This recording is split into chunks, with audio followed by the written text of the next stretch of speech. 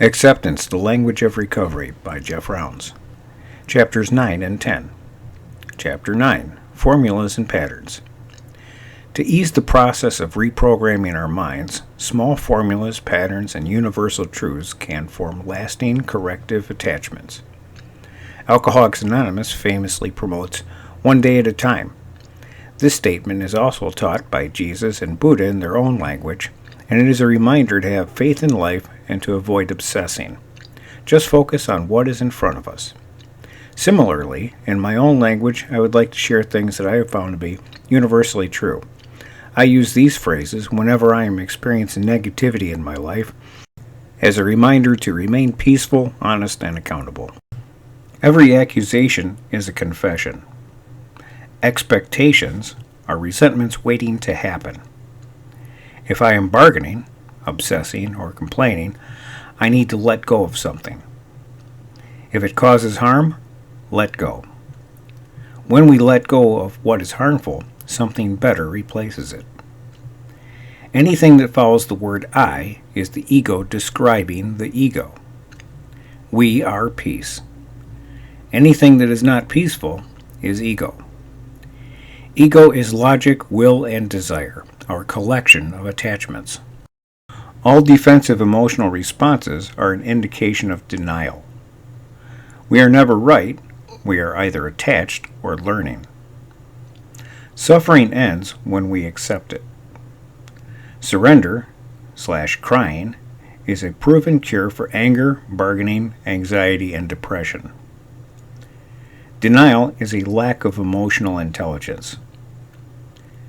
Humans are always grieving, whether we are aware of it or not. Comfort is an ego trap. Coping is the process of an authentic life. Bragging is like begging for losses. Gratitude is the energy of creation. The subconscious mind is more powerful than willpower. Let go of outcomes, detach from plans, show up, and be present. Life is incomplete without being of service to others. At our core, we all have the same moral code.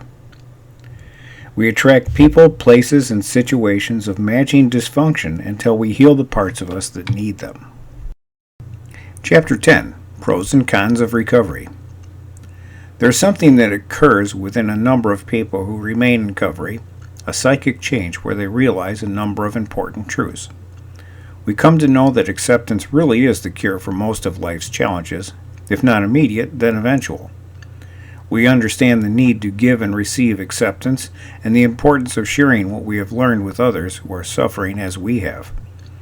There are many ways to carry the message, and anyone who has worked the steps with a sponsor can be a sponsor themselves. The gift we receive from giving support is one of the basic principles of recovery, and often the sponsor gets more benefit from the relationship than the sponsee. This training manual attempts to put the steps of recovery into a language that makes sense for most people, with the goal of creating not only more qualified sponsors for people in recovery, but also high-functioning members of the general public. One of the limiting factors of recovery is that sponsorship is non-professional and most often free. Because it is free, it is not taken very seriously.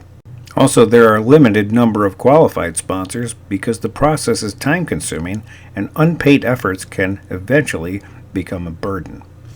Finally, until now, there has been no organization willing or able to train people to be sponsors. This is why we intend to take sponsorship to another level by providing training that allows people to have both paying clients and give free sponsorship to people in recovery. There is a very simple guideline we intend to follow. We will advertise and market for clients from the general public, but give free sponsorship to the people we meet in Recovery Fellowship. This way, we are not crossing any lines or violating any traditions. The reality is that most of the people who are introduced to 12-step recovery are frightened off by any number of factors, and so there is much larger market outside of the 12-step meetings than inside. For example, it is estimated that just 2 to 8% of the people introduced to AA will get a sponsor and complete the steps. Most will drop out of recovery, claiming it did not work for them. 12-step recovery does not work for everyone for one simple reason. Not everyone is willing to work the steps. Also, there are a number of ego traps in recovery that can trigger people and give a false impression of what it means to be in recovery. To help you navigate recovery and understand why you may feel safer with some people than others, this training manual includes a list of common behaviors found at recovery meetings. As always, every accusation is a confession, so admittedly, I have been all of these things in varying degrees myself. Each of the following items is a common ego trap, both in recovery, religion, and life. Pink cloud. When recovery starts to make sense and people experience the immediate benefits of acceptance, they enter a phase of recovery where they become blissful and full of hope. This stage is often short-lived and may lead to the next relapse. Pink cloud is often, but not always, a short-lived stage of increased faith, followed by new addictions and obsessions or return to old addictions with an increase of denial. Please note that when newcomers suddenly find God, they may become obsessive, compulsive, and unbalanced. When the state of euphoria passes and they realize life is still difficult at times, they may become discouraged and relapse. It is very important to encourage people to remain grounded and remind them that pink cloud is just one of the things we experience in recovery. Dry drunk. Recovery is littered with people who have hit bottom and broken their obsession with alcohol, drugs, or other addictions, but are otherwise just going through the motions. They have not learned how to completely surrender their ego to recovery. One of the most destructive thoughts in recovery is, "I got this." The reality is we never get it. We never had it, and we do not want it because what we are describing is the illusion of control. Dry drunks may become big book thumpers, and it really frightens off anyone who is not willing to memorize the literature provided in recovery.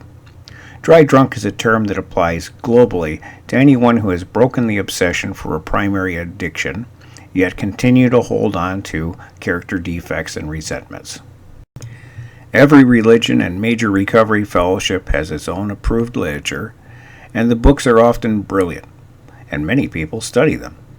This in itself is a positive force, and for the people who enjoy reading, we recommend this practice for whatever fellowship you're involved in.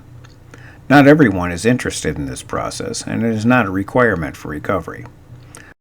The problem arises when the people who are well versed in the literature get the idea that they are doing it the right way, the only way, or better than the people who are not. The problem arises when the people who are well versed in the literature get the idea that they are doing it the right way, the only way, or better than the people who are not. Often these people have unresolved control issues, and they can be a very negative force in recovery, as well as having a big book answer for everything and using their knowledge as a weapon to put other people in their place. Control freak. The control freak has an awful case of the shoulds. They have found a lifestyle that is manageable for them, and now they feel it is the right way to do it.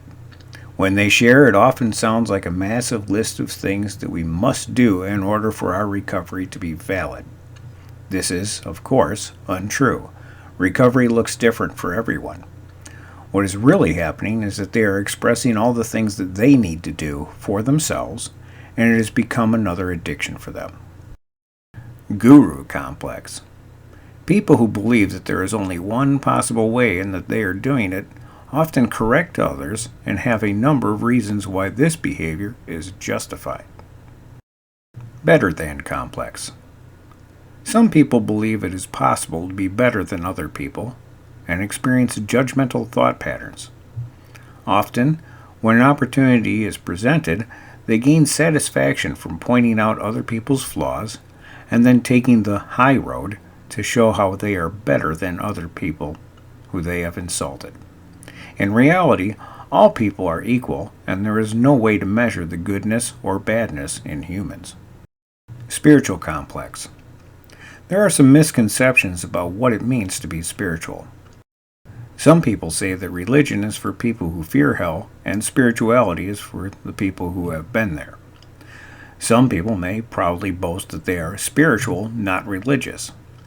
It is the position of our organization that there are distinct benefits to many religious practices, and that spirituality may absolutely be attained by people of any faith or none. Being against religion is short-sighted, and being vocal about it is practicing non-acceptance and bigotry. Religion itself is not the issue. As stated earlier, the real issue is ego. There are both unhealthy and healthy teachings in any belief system or religion, and we support people who seek and practice the peaceful, humble, and accepting aspects of their faith. Logic complex. Ego is logic, will, and desire. This means everything we think, do, and want is part of our ego. Logic complex is a condition that happens to many people who consider science, facts, and reason to be a type of higher power. When logic is a higher power, there is not much room for the spiritual dimension of life. Still, this manual attempts to explain spiritual concepts in a logical manner that may appeal to a broader audience, provided they have an open mind. Holistic complex. The word spirituality has many meanings for many different people. We prefer to replace that word with the clearer and more descriptive expression, honest and self-aware. Many people believe that spiritual practices lead to enlightenment, and we wholeheartedly disagree. Self-awareness is a process of identifying and letting go of the harmful beliefs and behaviors we have as individuals. Yoga, meditation, crystals, and horoscopes may hold some keys to this process.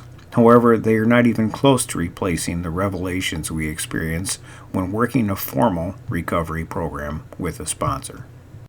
Comfort trap. Many times in recovery, when it stops hurting, we become comfortable and stop seeking answers. For example, many people stay clean and sober simply by attending meetings and/or reading literature. If clean and sober is the only concern, this approach is fine.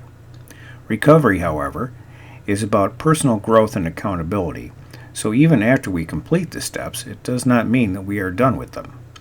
This is one of the main reasons why part of our spiritual maintenance includes a continued personal inventory.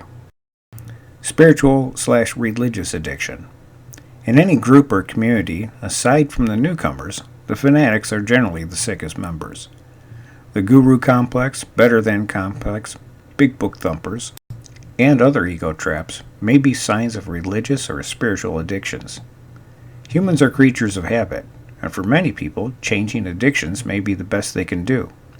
Sadly, differences in beliefs often cause major problems in society and are factors in many wars. Please remember that acceptance of everyone and everything is a primary principle of recovery. It is our belief that true enlightenment is the utter absence of attachments, so replacing one set of attachments for another really does not qualify as a benchmark for mental health.